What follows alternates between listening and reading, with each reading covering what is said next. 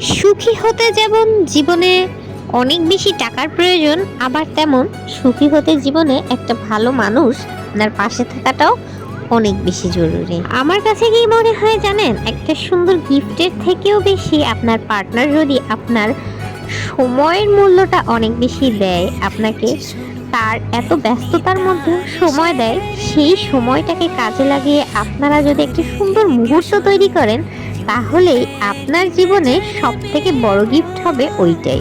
যেমন এই ধরুন, লাস্ট কিছুদিন ধরে আমি ভেবেই নিয়েছিলাম আমার হাজবেন্ডের অর্থাৎ মৌরিনের বাবার মনে হয় আমার জন্মদিনের কথা মনেই নেই, সে ভুলেই গিয়েছে। কারণ তার বহুত ব্যস্ততা বেড়ে গিয়েছে, সে অনেক বেশি ব্যস্ত।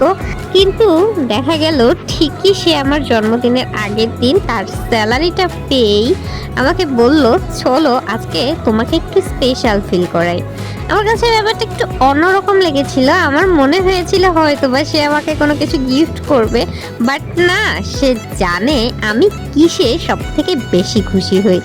আমার কাছে মনে হয় বিরিয়ানির থেকে বেশি খুশি আমি আর কোনো কিছুতেই হই না, আর সে আমাকে এই ট্রিটটাই বরাবর একটু বেশি দেয়। তো যাই হোক, খাবার দাবার খাওয়া শেষ করে আমরা আবার একটু গ্রোসারি শপিং করতে গেছিলাম, কারণ বাসায় অনেক সবজি ছিল না, অনেক কিছুই ছিল না, যেহেতু আমরা মাসের স্যালারিটা মার্চ বরাবর পাই, অর্থাৎ 10, 11, 12 এরকম টাইমে পাই। তো আমাদের ওই টাইমটাতেই হচ্ছে গ্রোসারি শপ করা লাগে, আমরা মাসের 1 মাসের ফুল বাজারটাই করে রাখি। এরপরে রাতে ডিনারটা সেরে আমি ভাবছিলাম ঘুমিয়ে যাব, বাট ঘুমানো হয়নি। ওই দিন কোনো কাজও ছিল না, বৃহস্পতিবার। সো আমরা রাতে দুজনেই, আপনাদের ভাইও ডিউটি করে নাই, তো আমরা দুজনেই আর কি বসেছিলাম, গল্প করছিলাম। গল্প করতে করতে দেখা গেল রাত তখন 3টা বাজে। তো আমি কোনো কিছুই বলিনি, সে হুট করেই বলল চলো বাইরে ঘুরতে যাই। আমার কাছে এটা মনে হয় সারপ্রাইজের থেকে কম কিছু নয়, এবং গিফটের থেকেও কম কিছু নয়।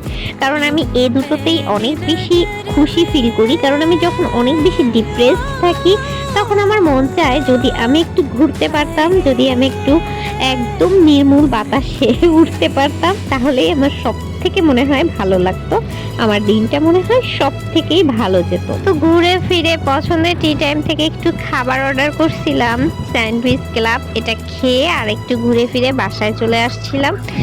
তারপর শুক্রবার দিন আমার এবারে জন্মদিনটা পড়েছে বিধায় আমি ভাবছিলাম যে আচ্ছা ঠিক আছে, আমার হাতের বিরিয়ানিটাও যেহেতু সবাই পছন্দ করে, সবার জন্য একটু একটু করে করি।